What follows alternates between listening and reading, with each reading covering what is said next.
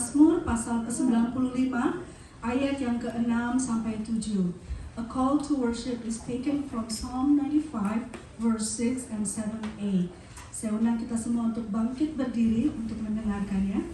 This time I'm looking to the call to worship taken from Psalm 95 verse 6 to 7a. Masuklah, marilah kita sujud menyembah, berlutut di hadapan Tuhan yang menjadikan kita. Sebab dialah Allah kita, dan kitalah umat gembalaannya, dan kawanan domba tuntunan tangannya. Terima kasih. Marilah kita naikkan pujian penghormatan kita kepada Tuhan kita Yesus Kristus. Hari ini harinya Tuhan, bersama dengan dari terbit matahari dan pujian Tuhanku selama-lamanya. Marilah kita bersyukur kepada Tuhan yang sudah menjadikan hari ini bagi Dia.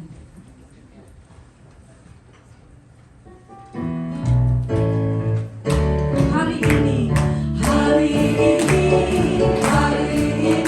harinya Tuhan, harinya Tuhan. Mari kita bersukaria, bersukaria. Hari ini harinya Tuhan, mari kita bersukaria.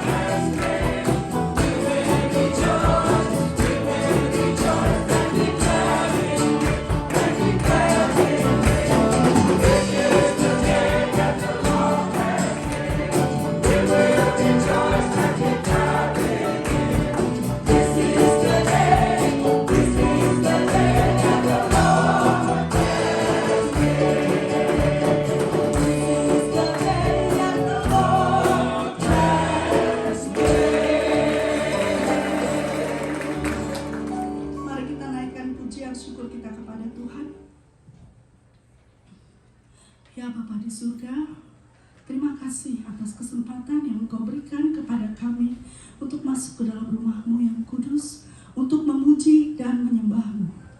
Heavenly Father, we are grateful for the opportunity to come into your holy place to praise and worship you. Terima kasih atas kuasa-Mu dan pekerjaan-Mu yang dahsyat dalam hidup kami. Terima kasih atas kebaikan dan berkat-berkat-Mu kepada kami. Terima kasih atas kasih-Mu dan pemeliharaan-Mu. Thank you for your amazing power and work in our lives. Thank you for your goodness and for your blessings over us. Thank you for your great love and care. Ampunilah kami pada saat kami kurang mengucap syukur atas semua yang sudah Engkau kerjakan dan berikan. Forgive us for when we don't thank you enough for who you are, for all that you do, for all that you've given. Tolonglah kami ya Bapa untuk selalu memandang dan mengharapkan Engkau, karena kami memerlukan-Mu dan kami mengasihi-Mu. Help us, oh Father, to set our eyes on you and put our hope always in you, for we need you and we love you. Pimpinlah kami untuk melakukan segala sesuatu di dalam nama Tuhan Yesus dan bersyukur di dalamnya. Lead us to do everything in the name of Jesus and give thanks to you through him. Amen. Silakan duduk kembali. Marilah kita dengarkan berita pengharapan yang diambil dari Mazmur 55 ayat yang ke-23. Let us listen to the message of hope taken from Psalm 55. On English version, it's going to be verse 22. Mazmur 55 ayat yang ke-23. Demikian firman Tuhan. Serahkanlah khawatirmu kepada Tuhan, maka Ia akan memelihara engkau. Tidak untuk selama-lamanya dibiarkannya orang benar itu goyah. Amin ya. Tuhan selalu menyertai kita dan tidak akan pernah dibiarkan kita goyah. Marilah kita naikkan syukur kita kepada Tuhan dengan pujian You are my all in all.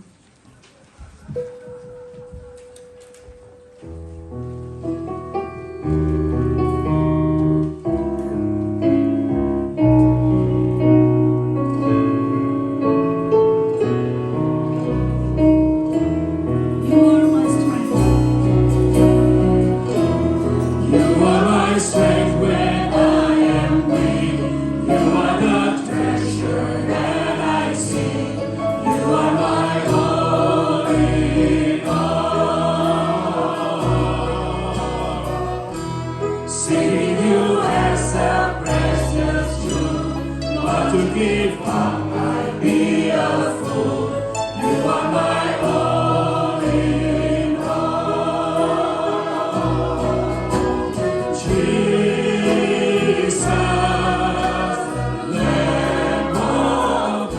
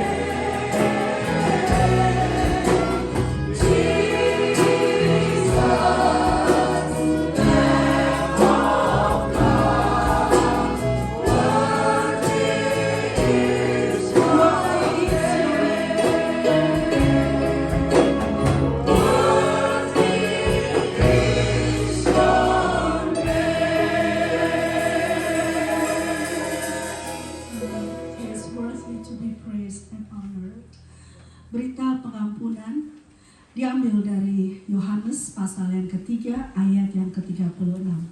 God's message of forgiveness is taken from John 3 verse 36. Saya akan bacakan untuk kita sekalian. Barang siapa percaya kepada anak, ia beroleh hidup yang kekal. Tetapi barang siapa tidak taat kepada anak, ia tidak akan melihat hidup, melainkan murka Allah tetap ada di atasnya.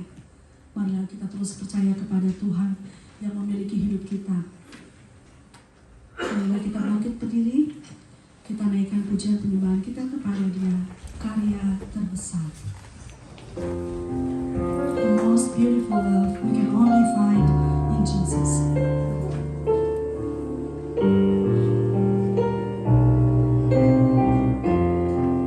Kasih yang terindah, kasih yang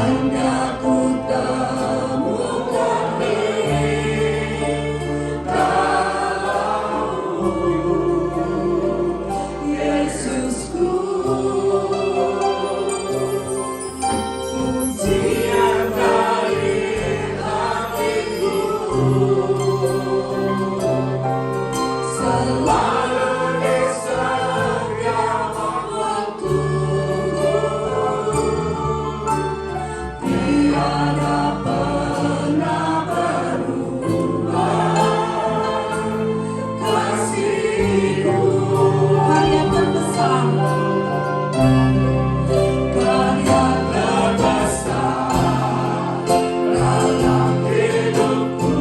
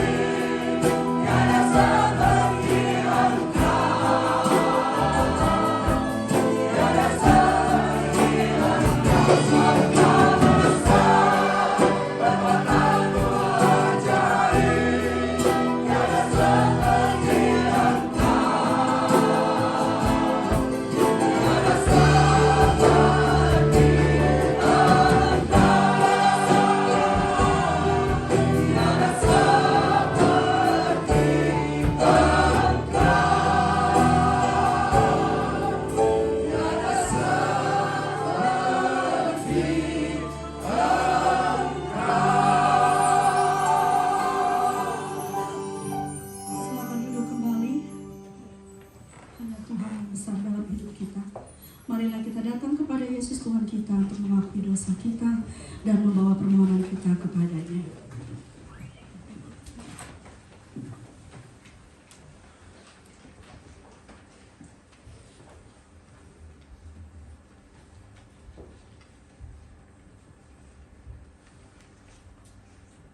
Sebelum kita berdoa, marilah kita pujikan nama Yesus.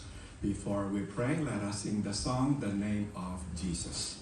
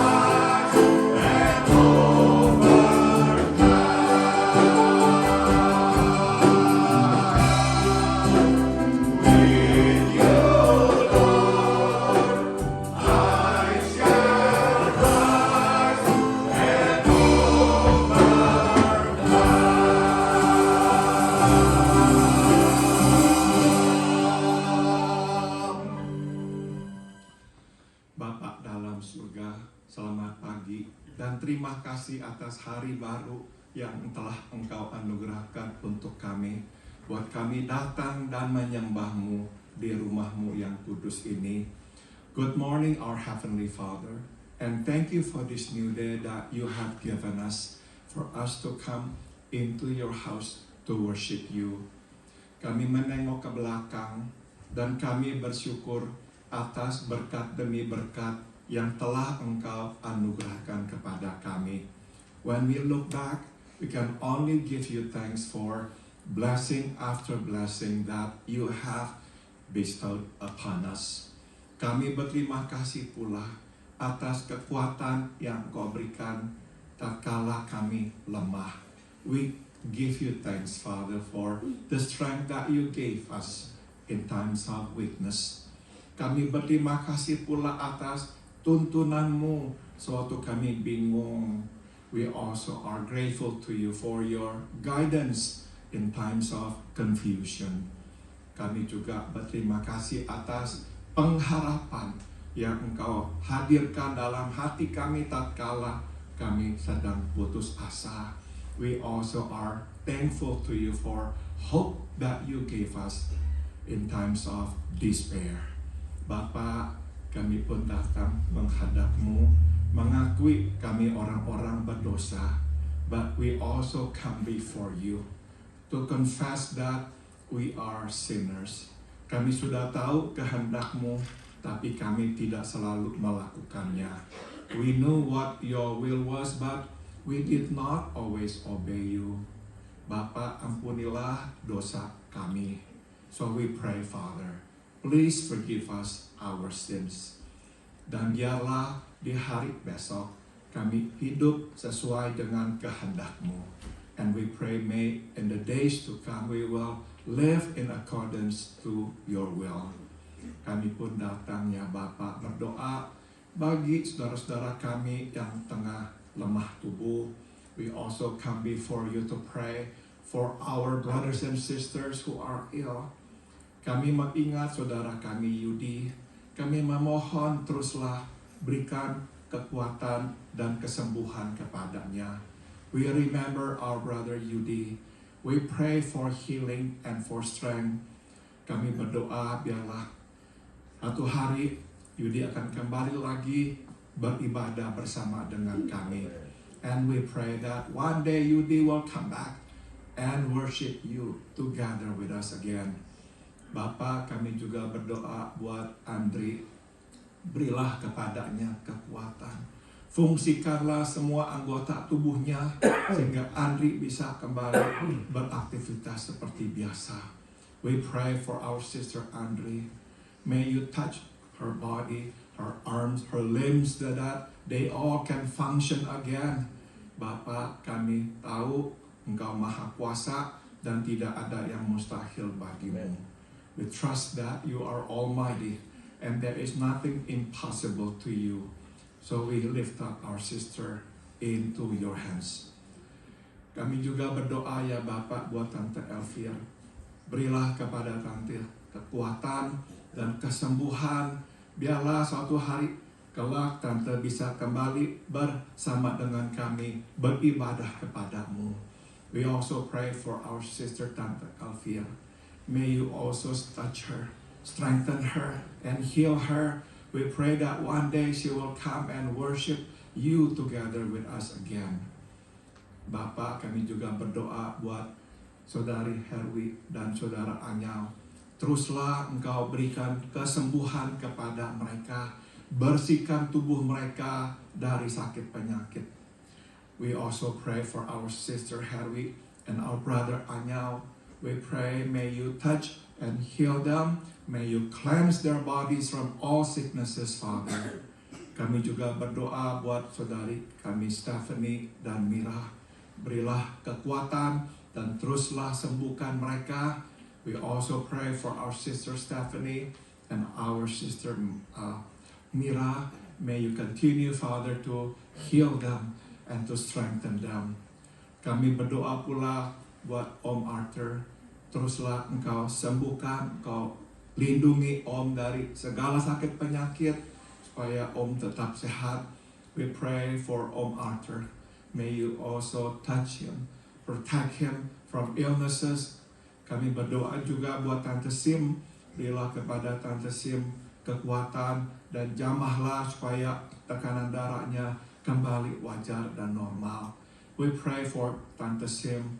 May you also touch and heal her, especially her blood pressure, that it will be normal again.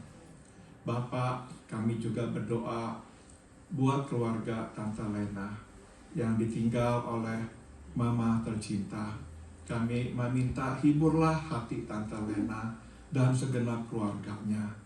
We pray, Father, for the family of Tante Lena, whose mother has gone home to be with you.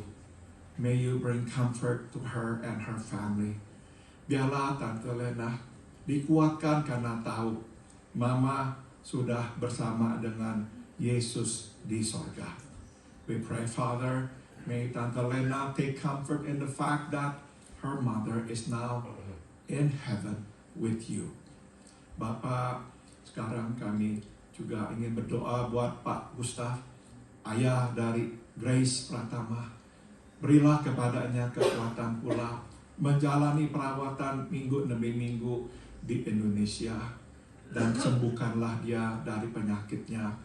We also pray for Pak Gustaf, the father of Grace Pratama. May you also give him strength, Father, to go through treatment week after week.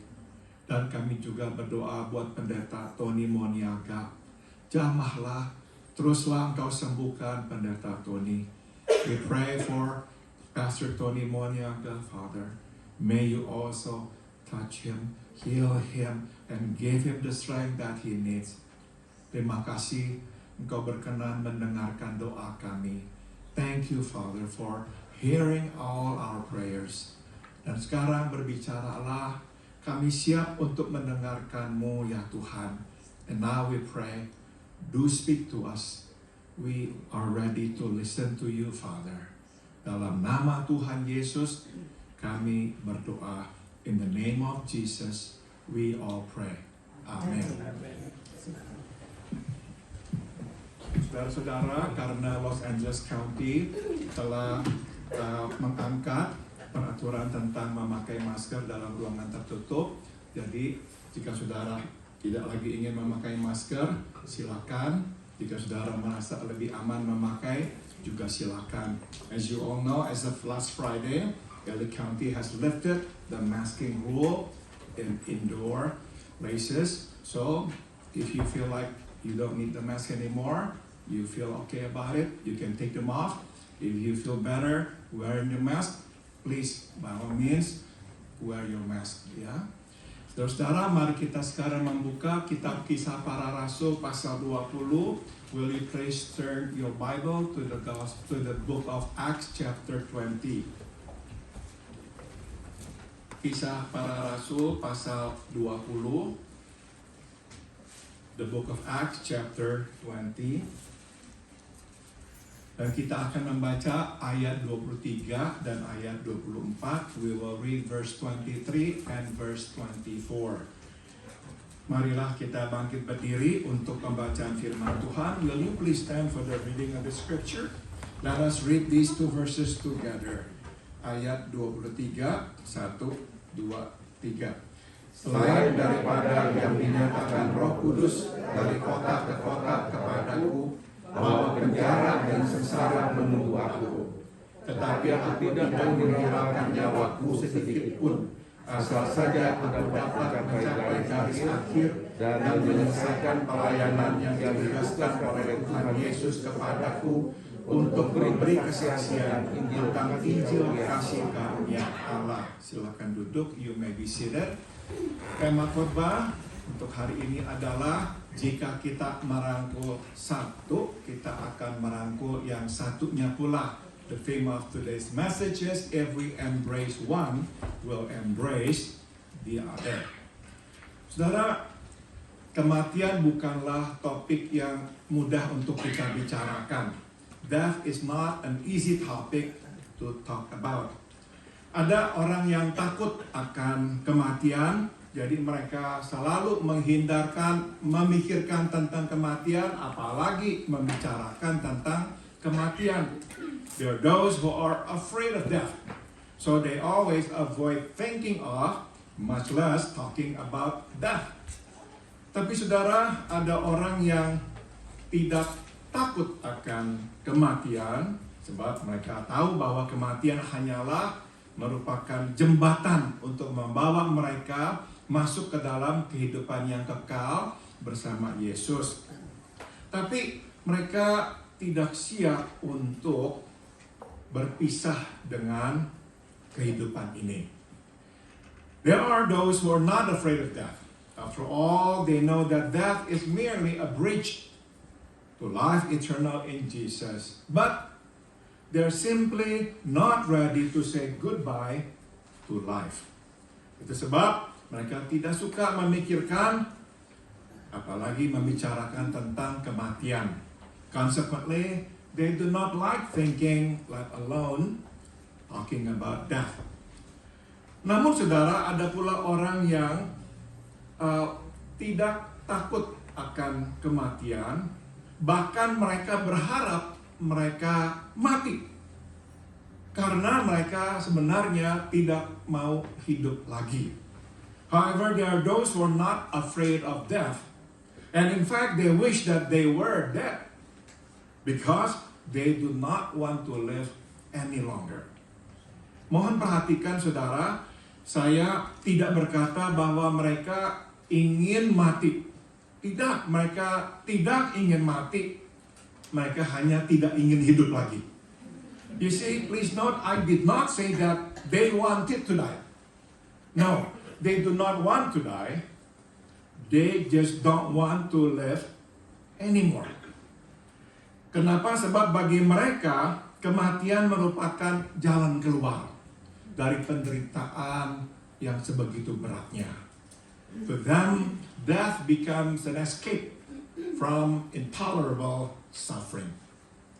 Nah, apakah yang harusnya menjadi sikap kita terhadap kematian sebagai pengikut Yesus? So what is to be our attitude toward death as followers of Jesus? Dalam ayat ini yang adalah bagian dari pidato perpisahan Paulus kepada para tua-tua Efesus, kita dapat memperoleh petunjuk yang kita butuhkan. In this passage, which is a part of the farewell speech that Paul gave to the Ephesian elders, we can find the guidance that we need. Jadi marilah sekarang dengan saksama kita perhatikan kedua ayat ini. So let us delve into these two verses. Setelah memberitahukan para tua-tua Efesus bahwa Paulus akan berangkat ke Yerusalem sebagaimana disuruh oleh Roh Kudus, meskipun dia sebenarnya tidak tahu mengapa Roh Kudus menghendaki dia pergi ke sana, Paulus kemudian berkata demikian. Saya tahu bahwa di setiap kota Roh Kudus sudah memperingati saya bahwa penjara dan sengsara menunggu saya. After telling the Ephesian elders that he is going to Jerusalem as directed by the Spirit, even though he has no idea why the Holy Spirit wanted him to go there, Paul then says, I only know that in every city, the Holy Spirit warns me that prison and hardship are facing me. Paulus tidak tahu secara pasti akan apa yang akan terjadi di Yerusalem. Namun berdasarkan pengalaman sebelumnya, dia menyimpulkan besar kemungkinan di Yerusalem dia akan mengalami penganiayaan kembali. You see, Paul doesn't know exactly what will happen to him in Jerusalem. However, judging from prior experiences, he surmises that most likely he will suffer persecution again. Nah, sekarang kita tahu bahwa ternyata sebelum Paulus pergi ke tempat-tempat di mana dia akhirnya dianiaya, di Iconium, Filipi, Tesalonika, Korintus, dan Efesus, Roh Kudus sudah memperingati dia bahwa di sana dia akan mengalami penganiayaan. Now we know that before Paul even went to all these places where he ended up being persecuted in Iconium, Philippi, Thessalonica, Corinth, and Ephesus, the Holy Spirit had already warned him of the impending danger.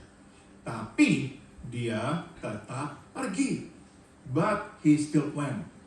Pertanyaannya adalah, mengapa kok dia tetap berangkat pergi? So the question is, why did he still go? Nah, untuk memperoleh jawabannya, kita mesti kembali ke awal panggilan Paulus. To find the answer, we ought to go back to the beginning of Paul's calling. Di Kisah Para Rasul pasal 9, kita dapat membaca kisah pertobatan Paulus dalam perjalanan ke Damaskus. In Acts 9, we read the story of Paul's conversion on the way to Damascus. Nah, sebagaimana kita ketahui, setelah perjumpaannya dengan Yesus, Paulus buta secara sementara. As we know, as a result of the encounter with Jesus, Paul was temporarily blind. Matanya baru celik setelah Ananias berdoa untuknya. His eyes were open after Ananias prayed for him. Nah, saudara, di ayat 15 kita bisa membaca apa yang Yesus Tuhan kita katakan kepada Ananias sewaktu ia menyuruh Ananias pergi dan berdoa bagi Paulus. In verse 15 of Acts chapter 9, We can read what Jesus our Lord said to Ananias when he instructed Ananias to go and pray for Paul. Orang ini adalah alat pilihan bagiku untuk memberitakan namaku kepada bangsa-bangsa dan raja-raja dan kepada orang Israel. Dan aku akan menunjukkan kepadanya betapa banyak penderitaan yang ia harus tanggung demi namaku. This man is my chosen instrument to carry my name before the Gentiles and their kings and before the people of Israel. I will show him how much he must suffer for my name. Saudara, menderita bagi nama Yesus adalah bagian dari panggilan Paulus. Bukan hukuman, melainkan kehormatan.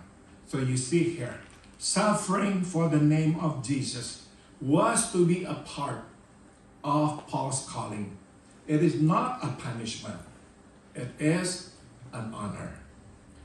Saudara, Paulus tahu, sewaktu Roh Kudus memperingatinya akan bahaya yang mengancamnya, tujuannya bukanlah untuk menakut-nakutinya atau menghentikan langkahnya, melainkan untuk mempersiapkannya dan memberikan jaminan kepadanya bahwa segala sesuatu ada di dalam tangan Tuhan. Paul knows that when the Holy Spirit warns him of the impending danger, the purpose is not to scare him or to deter him from going, but rather to prepare him and to assure him that everything is in the hands of God. Itu sebab kemanapun Roh Kudus menuntunnya, dia terima itu. Bahkan dia juga terima penderitaan sebagai bagian dari panggilan Tuhan. And that is why he always goes everywhere the Spirit directs him. He accepts the hardship as part of God's call. Nah, jadi saudara, ini pelajaran pertama yang bisa kita petik tentang menghadapi kematian. Here's then the first lesson we can glean about what is to be our attitude toward death. Saudara, untuk dapat menghadapi kematian dengan damai, kita mesti berdamai dengan penetapan Tuhan. To face death peacefully, we must be at peace with God's appointment. Singkat kata, kita mesti bisa berkata dan percaya bahwa apapun yang terjadi mesti terjadi. Karena Tuhanlah yang menetapkan itu untuk terjadi. Baik itu sesuatu yang baik atau buruk, menyenangkan atau tidak menyenangkan. In other words, we must be able to say and believe that everything that happens to us must happen. Because it is God who appoints it to happen. Be it good or bad, be it pleasant or unpleasant. Pernah saya berbicara dengan seseorang yang menderita penyakit yang berat. Once I talked to somebody who suffered a serious illness. Dia tidak bisa menerimanya. He could not accept it. Dia berkata, saya telah hidup benar. Saya tidak melakukan hal-hal yang buruk. Mengapakah saya harus menderita penyakit ini? He kept saying, I have lived rightly. And I don't do bad things. But why must I suffer this illness? Saudara, dengan mengatakan itu dia menyingkapkan asumsi hidupnya. Bahwa bila dia telah hidup dengan benar, maka ia tidak akan mengalami hal-hal yang buruk. By saying that, he showed me the underlying assumption of his life. And that is, if he lived rightly, then no bad things will ever happen to him. Kalaupun masih terjadi, maka itu hanya akan terjadi sementara saja untuk mengajarkan kita pelajaran yang berguna. Or if it were still to happen, it would only happen temporarily to teach us a valuable lesson. Seperti dia, saya kira kebanyakan kita juga mempunyai daftar, di mana di dalam daftar itu kita mencatat hal-hal yang boleh terjadi dan hal-hal yang tidak boleh terjadi dalam hidup kita. Like we too usually have a list of things that can happen or should never happen to us. Seperti dia, kita pun biasanya susah menerima penetapan Tuhan yang tidak ada di dalam daftar yang boleh terjadi itu. Like we too find it hard to accept God's appointment that is not in our can happen list. Tapi kita tahu, kita tidak bisa mengendalikan apa yang terjadi. But we all know that we cannot control what happens to us. Ada kalanya Tuhan mengizinkan hal yang buruk dan tak terduga menimpa kita. There are times when God allows bad and unexpected things to happen to us. Nah, yang mesti kita ingat adalah tatkala Tuhan mengizinkan hal yang buruk dan tak terduga terjadi, itu bukan karena Tuhan tidak peduli dengan permohonan kita. What we should keep in mind is this. When God allows bad and unexpected things to happen to us, it is not because God has no regard for our good wishes. Kita akan selalu berdoa memohon Tuhan melindungi kita dari hal-hal yang buruk dan tak terduga. We all pray and have good wishes to be protected from bad and unexpected things in life. Sebaliknya, saudara, Tuhan sebetulnya peduli dengan permohonan kita. Itu sebab kebanyakan Tuhan akan mengabulkan permohonan kita. On the contrary, God has high regard for our wish. Therefore, most of the times, He grants them. Jadi saudara, satu-satunya alasan dan satu-satunya kondisi di mana Tuhan tidak mengabulkan permohonan kita dan mengizinkan hal yang buruk serta tak terduga terjadi adalah sewaktu rencananya mengharuskannya untuk menduduki permohonan kita. The only reason and the only circumstances where God does not grant our wishes and allow bad and unexpected things to happen to us is when His plan requires Him to override our good wishes. Saudara, ada kalanya rencana Tuhan tidak seiring dengan permohonan kita. You see, there are times when God's plan does not coincide with our good wishes.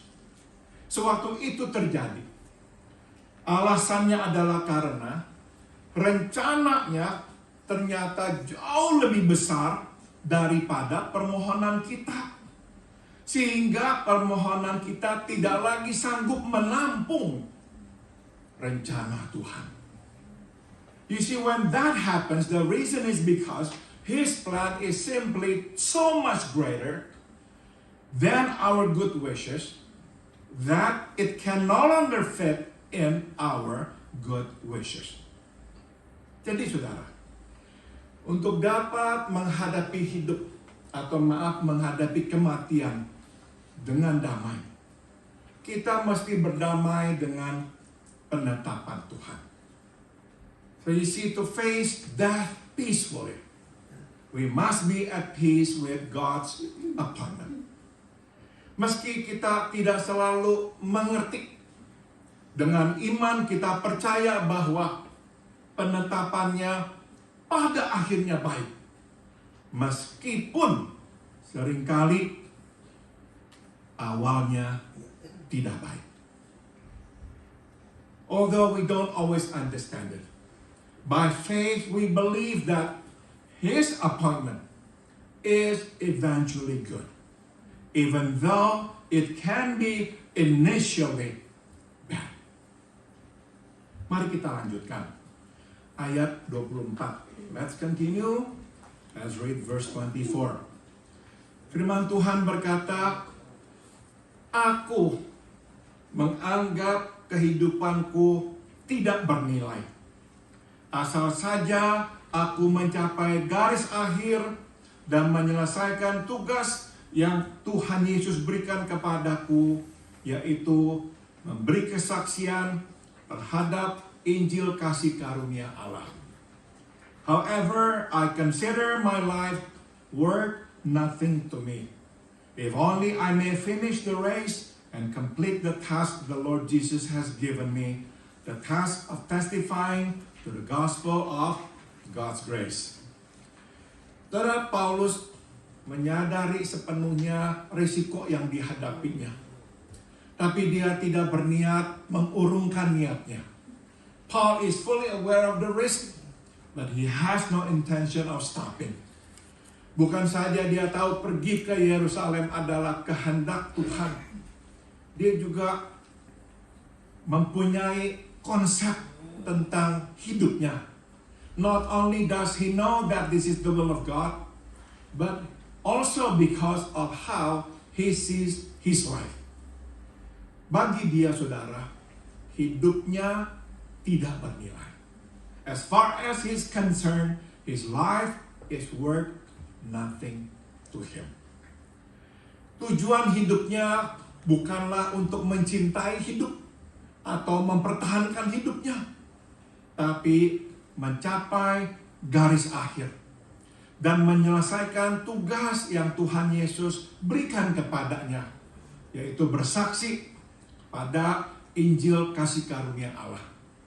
You see, the purpose of his life is not to love life or to preserve it, but rather to finish the race and complete the task that the Lord Jesus has given him, which is testifying to the gospel of God's grace. Untuk itu, ia rela memberikan hidupnya. For that, he is more than willing to give his life. Nah, kita sekarang bisa memetik pelajaran kedua tentang seperti apakah sikap kita terhadap kematian sebagai pengikut Yesus.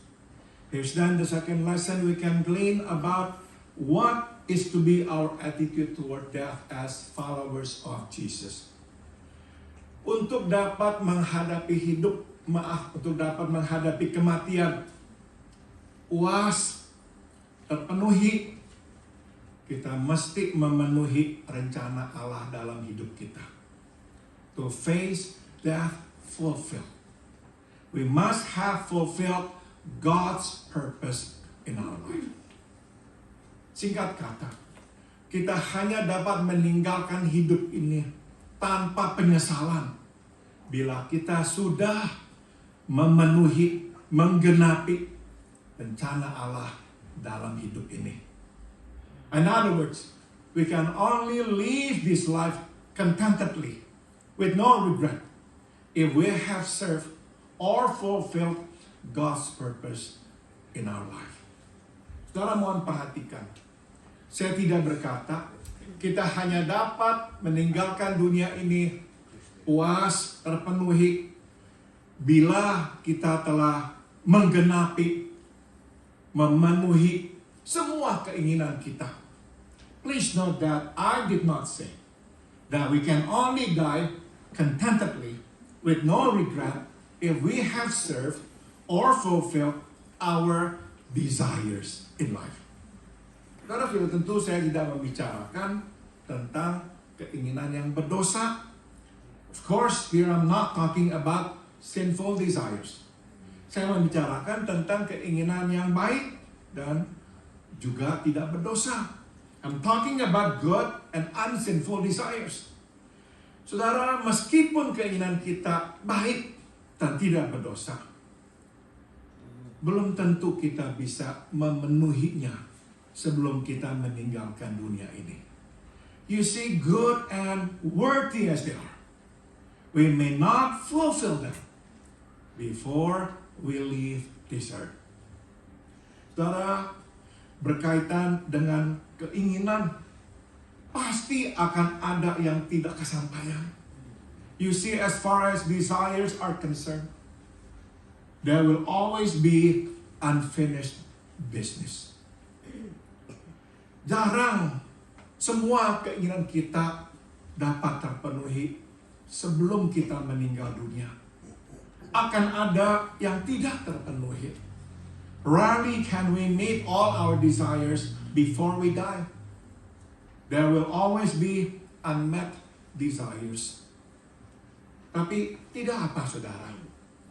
Sebab yang penting adalah bukanlah keinginan kita yang menjadi kriteria, tapi tujuan hidup Tuhan buat hidup kita. But that is fine, because it is not our desire that is to be our focus or criterion, but rather God's purpose for us. Apa tujuan dan maksud Tuhan buat kita? What is God's purpose for us? Saudara, tujuan hidup kita seharusnya adalah membawa kemuliaan bagi Allah. The purpose of life is to bring glory to God. Saudara, itulah tujuan Allah menciptakan kita dan menempatkan kita di bumi. Membawa kemuliaan bagi Allah. That's the purpose of God's creating us and placing us on earth, to bring glory to Him. Singkat kata, apapun itu yang kita lakukan, dan siapapun kita ini, mesti akhirnya menunjuk kepada Allah dan membawa kemuliaan baginya. Simply put, whatever it is we do, and whoever we become, must point to God and bring glory to Him. Nah, saudara, di bawah payung tujuan hidup yang umum ini, akan ada tujuan yang spesifik buat setiap kita. Under this overarching purpose, there is a specific purpose for every one of us. Tidak sama buat setiap kita, karena memang tidak dimaksudkan untuk sama. It is not the same for everyone because it is not meant to be the same. Kita tidak usah khawatir kita akan kehilangan, tidak tahu apa itu tujuan yang Tuhan tetapkan buat kita, sebab Dia akan mengungkapkannya kepada kita. We need not worry that we will miss it because God will reveal it to us. Tuhan tidak akan menyembunyikannya dari kita. Dia tidak akan menyesatkan kita. Neither will He hide it from us, nor will He mislead us. Tuhan akan menyingkapkannya kepada kita. No, God will make it known to us.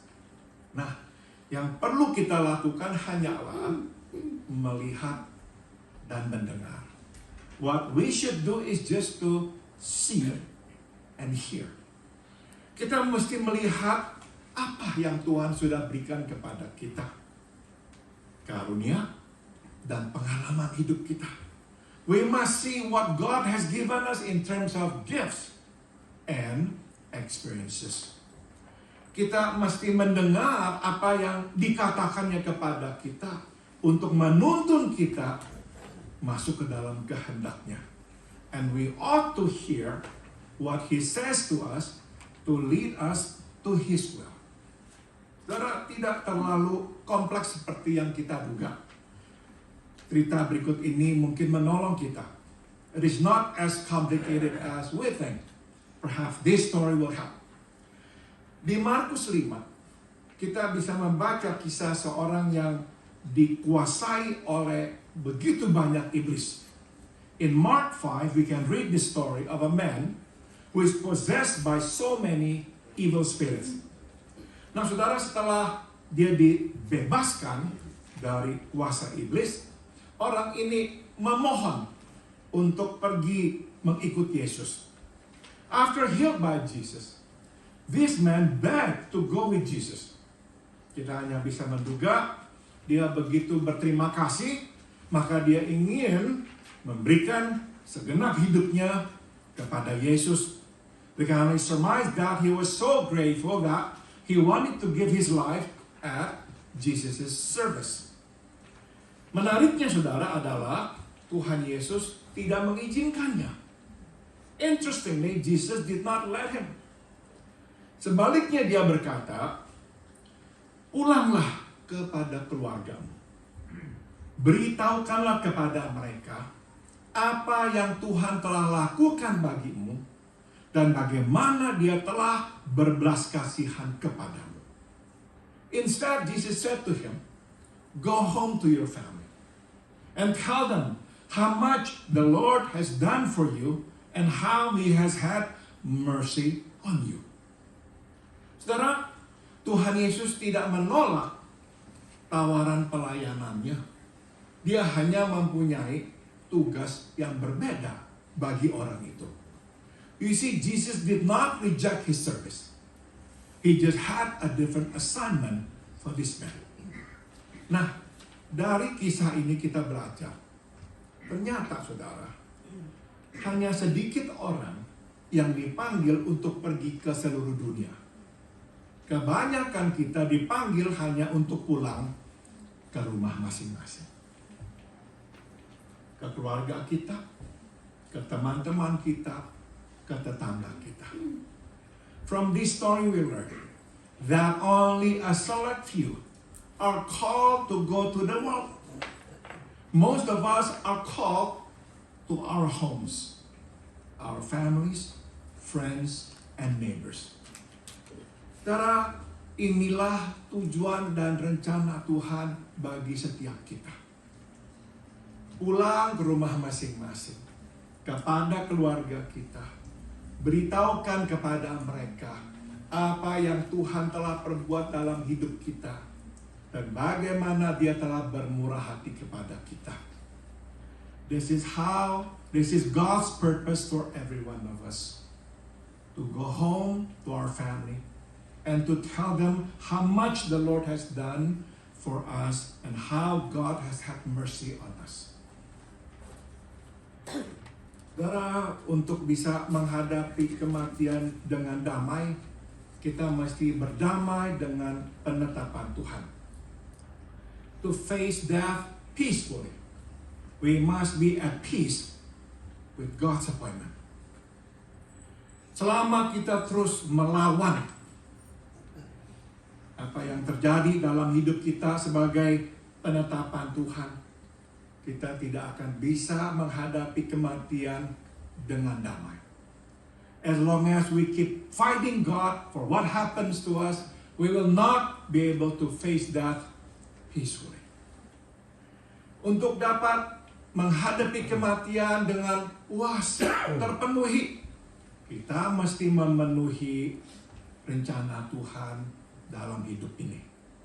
To face death fulfilled, we must have fulfilled God's purpose in our life. Bila kita belum memenuhi tujuan dan maksud Tuhan, kita tidak akan dapat menghadapi kematian dengan puas dan terpenuhi.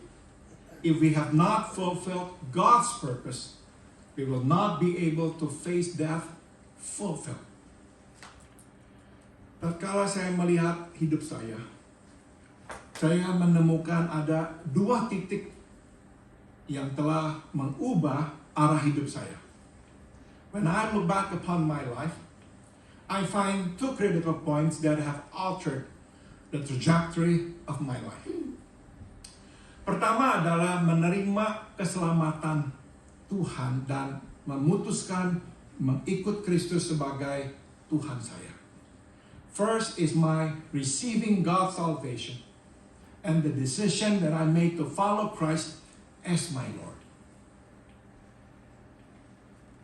Saudara, kadang saya menengok ke belakang dan saya melihat seharusnya kalau Tuhan tidak campur tangan, hidup saya ini akan sangat berbeda dari apa yang saya lihat hari ini. When I look back on my life, I must say, if God had not intervened, my life would have been completely different from what I can see today. Jadi selalu saya berterima kasih atas kasih karunia-Nya yang memanggil dan menyelamatkan saya. That is why I am always thankful for His grace that has called me and saved me. Titik kedua adalah kembali ke Indonesia. And second is returning to Indonesia. Itu mengubah hidup saya dan juga keluarga saya secara drastis. That decision to return to Indonesia changed my life and the life of my family dramatically. Nah, saudara, di antara keselamatan dan pulang ke Indonesia dan setelahnya, ada banyak yang telah terjadi. In between my salvation, my returning to Indonesia, and what happened after that, there have been many things that happened. Karena kalau saya harus mati hari ini, saya damai. Karena saya tahu semua yang terjadi, bahkan kematian ini adalah penetapan Tuhan. If I were to die today, I'm at peace because I see that all that happened in my life, which includes this death, if I were to die today, are God's appointment. Jika saya mesti mati hari ini, saya juga puas dan terpenuhi. If I were to die today, I'm also fulfilled. Karena saya tahu atas kasih karunia Allah, saya telah memenuhi tujuan hidup di dalam hidup ini. I'm fulfilled because by the grace of God, I have fulfilled His purpose in my life. Karena yang mesti kita takuti sebenarnya bukanlah kematian, melainkan kehidupan, yaitu kehidupan yang tidak taat. Di mana kita selalu melawan penetapan Tuhan, di mana kita menolak untuk memenuhi rencana Tuhan. What we should fear is not death. What we should fear is life, a disobedient life, where we constantly fight God's appointment and where we refuse to fulfill God's purpose. Karena ingat ya, kita yang tidak bisa merangkul hidup tidak akan dapat merangkul kematian. So keep this in mind. We who cannot embrace life cannot embrace death. Izinkan saya mengakhiri dengan kata-kata C.S. Lewis. Let me end with the words of C.S. Lewis.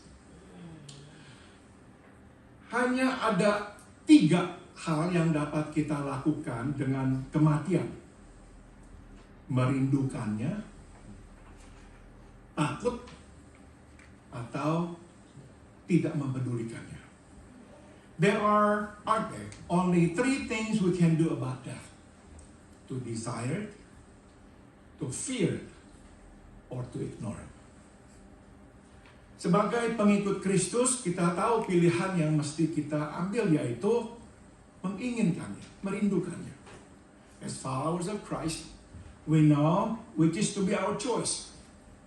To desire. Kita menginginkannya bukan karena kita udah capek hidup, tapi karena kita senang hidup. Senang hidup bersama Yesus. We desire it not because we are tired of living, but because we are excited of living with Jesus. Nah saudara, ini mesti kita ingat. Kita yang telah hidup bagi Yesus, barulah dapat merindukan hidup bersama Yesus. You see, we who have lived for Jesus can look forward to living with Jesus. Karena dalam kata-kata Oswald Chambers, Dia itu berkata, kematian adalah konfirmasi. In the words of Oswald Chambers, death is a confirmer. Artinya, kematian mengkonfirmasi seperti apakah hidup kita ini. Death confirms the kind of life we have lived. Jadi bila hidup kita ini ditandai dengan ketidaktaatan, kita seharusnya takut akan kematian, karena kematian itu akan mencerminkan, membukakan kehidupan kita yang tidak taat. So in our life is characterized by disobedience. We ought to fear that because it will confirm the disobedient life we live. Sebaliknya, bila kita tunduk pada penetapan Tuhan dan menggenapi tujuan dan rencana Tuhan dalam hidup ini, tidak ada yang perlu kita takuti. On the contrary, if we have lived submitting to God's appointment and fulfilling God's purpose, we have nothing to fear. Sebaliknya, justru banyak yang nanti kita akan rindukan. Instead, we have everything to look forward to. Saudara, beberapa waktu terakhir ini, saya ini suka berpikir, saudara, tentang surga. Recently, or the past few months, I have actually given a lot of thoughts about heaven. Saudara, sering saya ini berpikir, begitu saya masuk, setelah saya bertemu dengan Tuhan saya Yesus, saya akan bertemu dengan wajah-wajah yang saya kenal, terutama wajah-wajah yang sebelumnya duduk di gereja ini. Lately, I've been thinking a lot about heaven. And when I think of heaven, I think about first meeting Jesus, that I have worshiped, I have lived for. And then I think about meeting people that I know and knew here. In particular, people that used to sit here. I'm not about to list all of them because I will mess up all those names. I forgot some, so just all the people that used to sit here. Nah, waktu saya berpikir saya akan bertemu dengan om ini, tante ini, om ini, tante ini, om ini, tante ini, saya senang luar biasa. You see, when I think about I'll be meeting om so and so, tante so and so, I'm so happy. So happy. And I can tell you, I really look forward to going there. To death. I do. I really look forward to that. Because I can think of, oh my goodness, the kind of fellowship that I will have. Saudara, we have a wonderful fellowship here, of course we do. But when we are in heaven, it'll be a different kind of fellowship, because that fellowship will be based upon the complete understanding of why God did this, why God did not do this. Complete understanding. Where our thanksgiving will be complete, will be full. So it will be a wonderful, wonderful fellowship. Dari saudara, kematian hanyalah akan mengkonfirmasi kehidupan seperti apakah yang kita jalani sekarang. So you see, death will simply confirm the kind of life we have lived. God's willing, it will confirm the obedient life that we have lived. Jadi saudara, sekali lagi, bila kita merangkul satu hidup, kita akan merangkul yang satunya lagi, kematian. So you see, if we embrace one, life, we'll embrace the other, death. Itulah teologi Paulus tentang kematian. That's Paul's theology about death. Mari kita berdoa.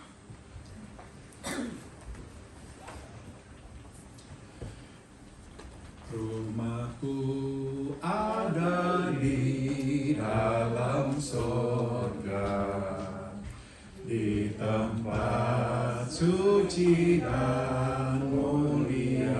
Haleluya. Kalau hatiku sedih dan susah, ku ingat rumahku di sorga. Rumahku ada di dalam sorga, di tempat suci dan mulia. Haleluya. Kalau hatiku sedih dan susah, ku ingat rumahku di sorga. Bagi saya, bagi kamu juga, ada sorga yang tak ada susahnya, yang tak ada susahnya. Bagi saya, bagi kamu juga, ada sorga yang tak ada susahnya, yang tak ada susahnya.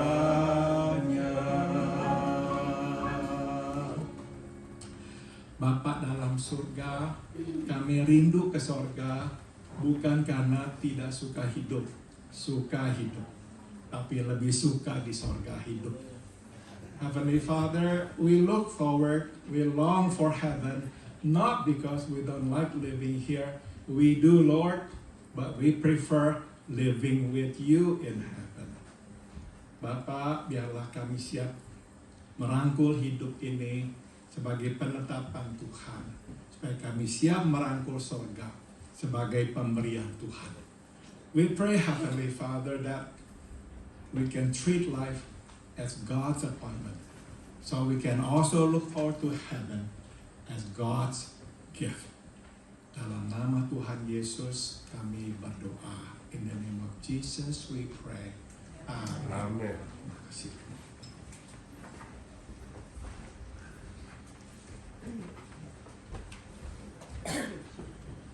Terima kasih Pak Paul.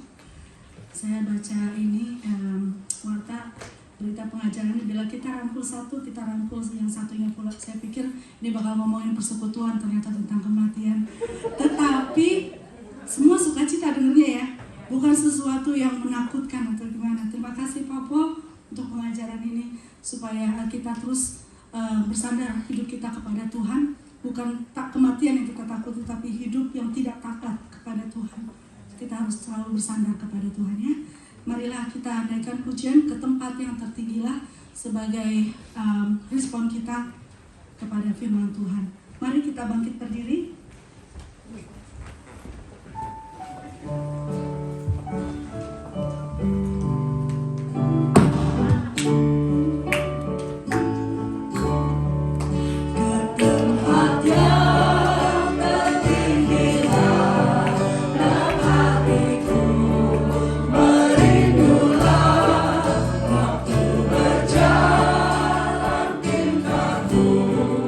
Tuhan bertambah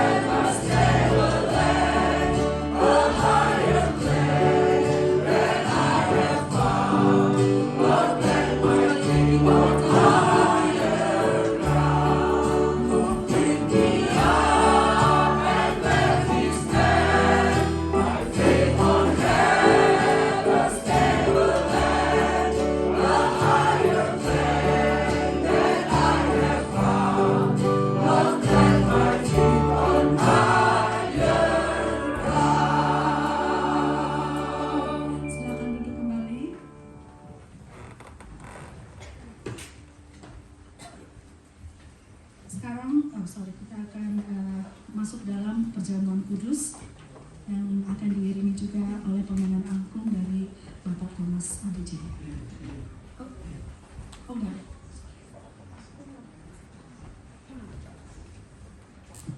Pak Thomas sakit jadi tidak bisa datang. Pak Thomas is not feeling well, that's why he cannot be here today. Saudara-saudara, saya mengundang kita semua yang sudah percaya kepada Tuhan kita Yesus Kristus untuk mengambil bagian di dalam perjamuan kudus ini. I'd like to invite all of you who trust in Jesus as your Lord and your Savior to take part at this Holy Communion. Saudara, mari sekarang kita memulai. Saya meminta para majelis untuk maju ke muka. We will start, and I'd like to ask all the deacons to come up and help me distribute the elements.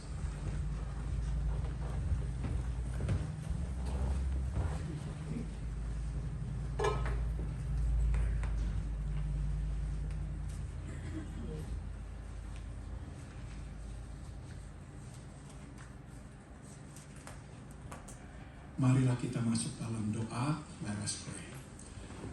Bapa dalam surga, terima kasih atas undangan-Mu kepada kami datang ke meja-Mu, mengambil bagian di dalam perjamuan kudus ini. We thank you for your invitation to us to come and sit at your table, to take part in this Holy Communion. Sucikan kami ya Bapa, agar dapat bersekutu denganmu di meja-Mu yang kudus. Sanctify us, Father, that we may sit at your holy table. Dalam nama Tuhan Yesus, kami berdoa. In the name of Jesus, we pray. Amen.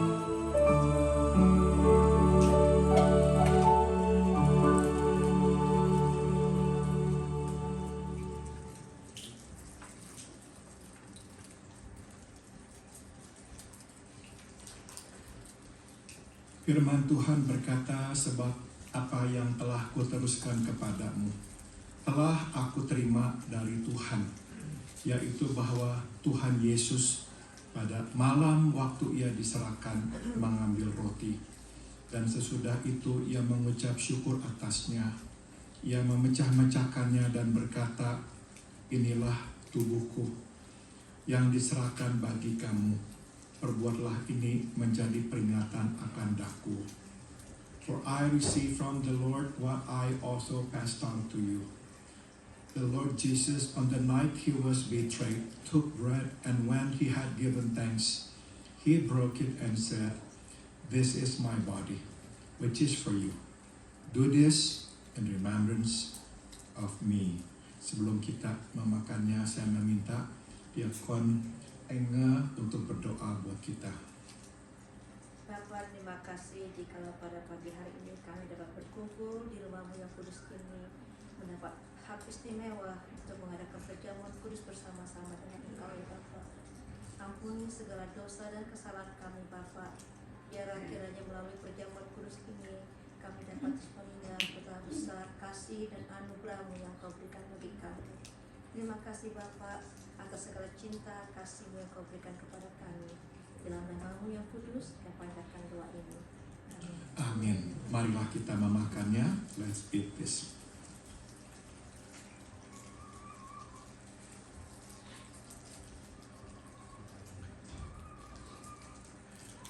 Demikian juga ia mengambil cawan sesudah makan, lalu berkata, cawan ini adalah perjanjian baru yang dimeteraikan oleh darahku. Perbuatlah ini setiap kali kamu meminumnya, menjadi peringatan akan daku. In the same way, after supper, he took the cup, saying, this cup is the new covenant in my blood. Do this whenever you drink it, in remembrance of me. Saya meminta kesediaan Diakon Joseph untuk berdoa. Terima kasih ya Tuhan Bapa kami surga. Kami telah diberikan kesempatan lagi untuk mengikuti perjamuan suci ini. Kami juga boleh diingatkan ini kan kebiasaan kami tiap bulan, tapi ini untuk melambangkan pengorbanan kepada kami. Juga anggur menyalakan darah Engkau kalau Engkau curahkan untuk menghapus dosa-dosa kami. Terima kasih Tuhan. Pengorbananmu tidak akan sia-sia. Dalam nama Anak Yesus kami berdoa. Amin. Amin. Marilah kita meminumnya.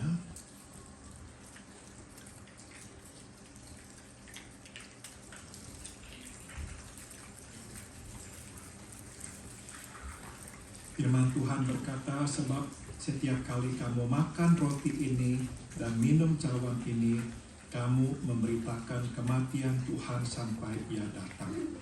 For whenever you eat this bread and drink this cup, you proclaim the Lord's death until He comes. Mari kita berdoa, let us pray. Bapa, biarlah kemanapun kami pergi, kami membawa dalam tubuh kami, hidup kami, tubuh Yesus yang sudah disalibkan untuk memberitakan Yesus sudah mati untuk dosa manusia. We pray wherever we go, may we bring with us the crucified body of the Lord Jesus to proclaim to the world that Jesus has died for us sinners. Dan biarlah kemanapun kami pergi, kami membawa dalam hidup kami tubuh Yesus yang sudah dibangkitkan untuk memberitakan kepada dunia bahwa Engkau sudah menang dari maut dan Engkau akan memberikan kepada kami hidup yang kekal. And we pray wherever we go, may we bring with us the resurrected body of the Lord Jesus to proclaim to the world that you have overcome death and that you will give us eternal life. Dalam nama Tuhan Yesus kami berdoa. In the name of Jesus we all pray. Amen.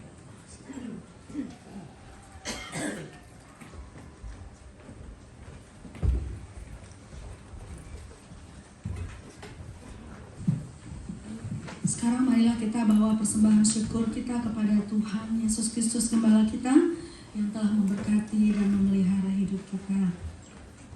Saya mereka yang bertugas untuk maju ke depan. Let us come and bring our offering of thanksgiving to Jesus, our Lord and Shepherd, who has blessed us and provided for all our needs.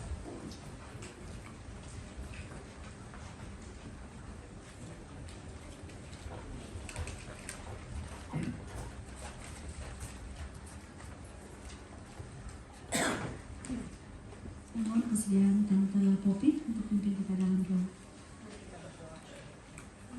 Tuhan Bapa di dalam surga, terima kasih Tuhan telah memberkati kami, menyertai kami, menopang hidup kami sampai pada saat ini. Terima kasih kami tidak pernah berkekurangan. Terima kasih untuk kasih pemurahan-Mu yang selalu beserta dengan kami. Sekarang kami mau bawa sebagian daripada apa yang telah Tuhan berikan kepada kami. Tuhan, biarlah kami bawa semua ini sebagai rasa syukur kami karena Engkau yang telah lebih dahulu mengasihi kami. Biarlah semua ini boleh dipakai hanya untuk kemuliaan kebesaran nama Tuhan. Dalam nama Yesus kami berdoa. Amin. Amin. Kita akan mendengarkan persembahan pujian dari Stacy Lau yang berjudul Oh My Soul. We are going to listen to an offering of praise by Stacy Lau. The song is called Oh My Soul.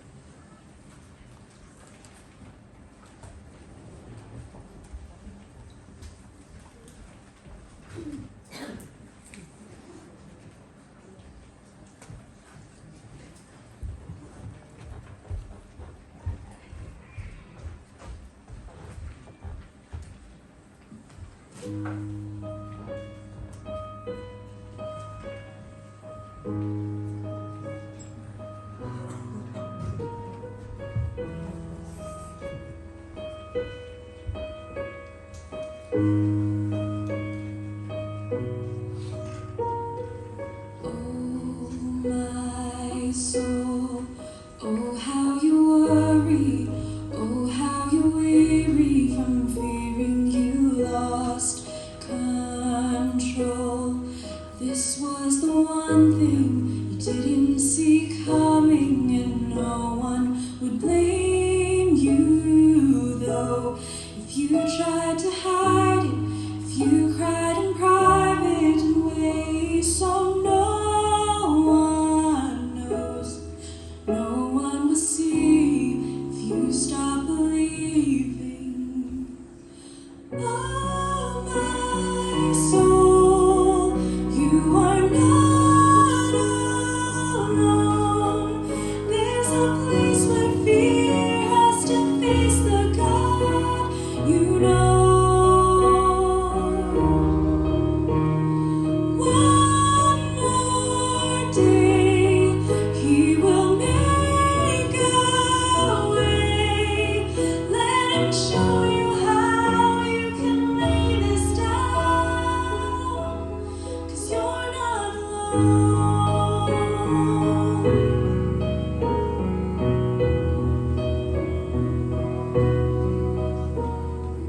Here and now, you can be honest. I won't try to promise that someday it all works out. 'Cause this is the valley, and even now He is breathing on your dry bones. And there will be dancing, and there will be beauty where beauty was ash and stone. This much I know. Oh my soul, you are not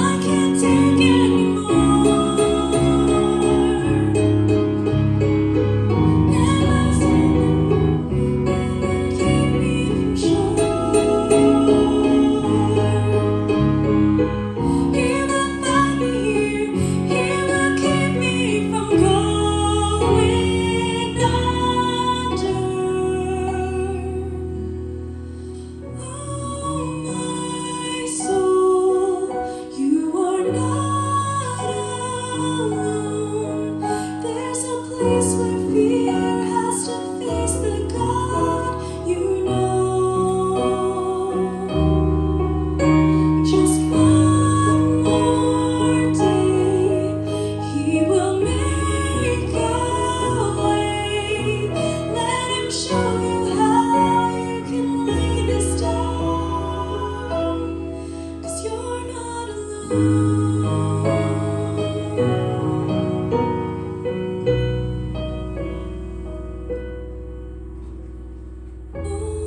my soul, you're not alone.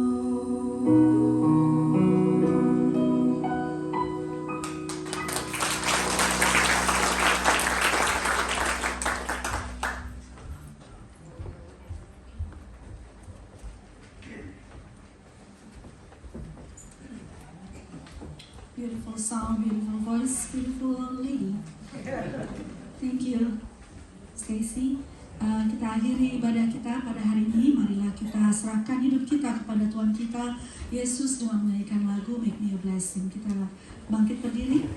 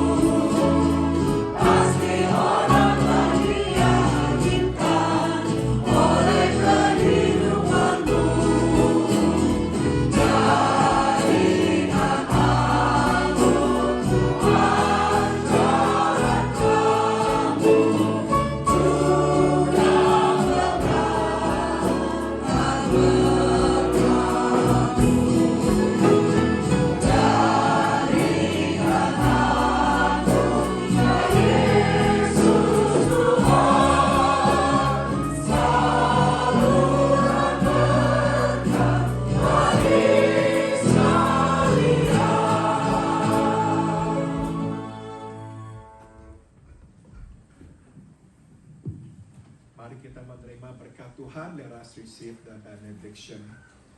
Biarlah kasih karunia dari Tuhan kita Yesus Kristus, May the grace of our Lord Jesus Christ, biarlah kasih tak berkesudahan dari Allah Bapa, may the unceasing love of God the Father, dan biarlah kekuatan serta penghiburan dari Roh-Nya yang kudus beserta dengan kita sekalian.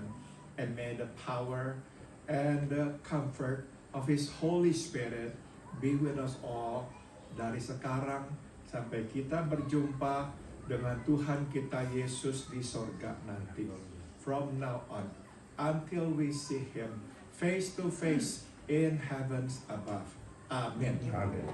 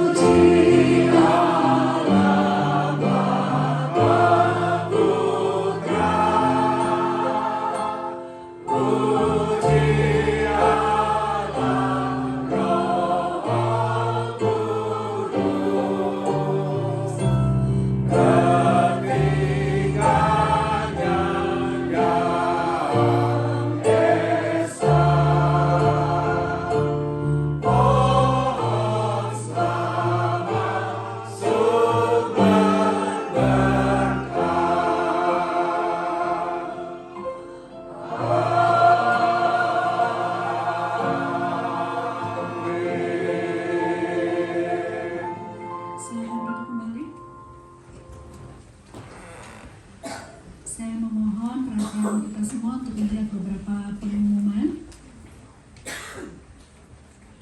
Gereja mengucapkan turut berduka cita atas berpulangnya Ibu Eti Siladharma, Ibu dari Tante Lena, tanggal 27 Februari yang lalu pada usia 96 tahun di Indonesia.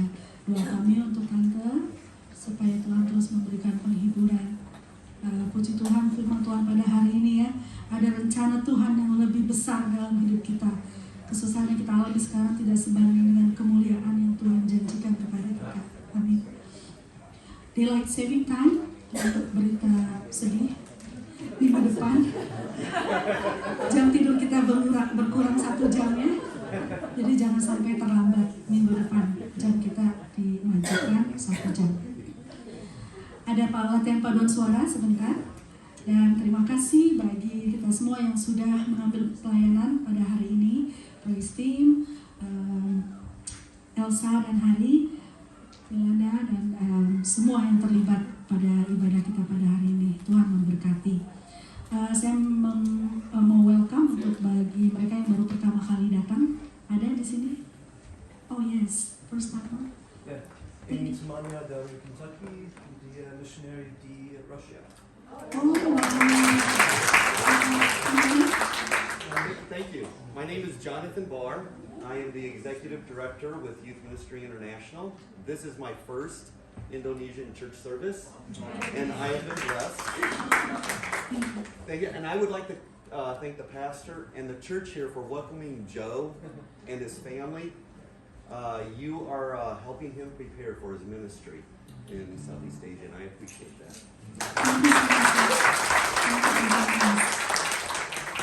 Ada lagi sebelah sini? Oh, masih ada lagi? Oh, silakan. Financially, thank you for. Oh, ya, thank you. Thank you for joining us today. Ada lagi sebelah sini? Tidak ada lagi? Oke. Happy birthday, selamat ulang tahun yang pertama untuk Ibu Leli Anjari. Oh, welcome. Selamat datang Om Tante. Yang kedua, Tante Sophia Lim. Tante Sophia bukan nama, happy birthday Tante. Yang ketiga Ibu Melanie Singh. God bless you. Jaden Stephen Lim. The rest you can read it from the bulletin. Mari kita berdoa akhiri persekutuan kita. Bapa di surga, kami berucap syukur karena Engkau menyertai kami dari awal, pertengahan hingga akhirnya. Engkau memberkati kami melalui puji-pujian, melalui firman Tuhan. Terima kasih ya Bapa, sebentar kami juga akan bersekutu melalui hidangan makan siang yang akan kami santap bersama-sama. Engkau berkati mereka yang sudah menyiapkannya, berkati Ibu Melani yang menjamu kita pada siang hari ini, dan berkati pembicaraan kami semua dalam persekutuan kami, semua yang kami lakukan untuk kemuliaan nama Tuhan Yesus semata. Di dalam nama Tuhan Yesus kami berdoa dan mengucap syukur. Amin.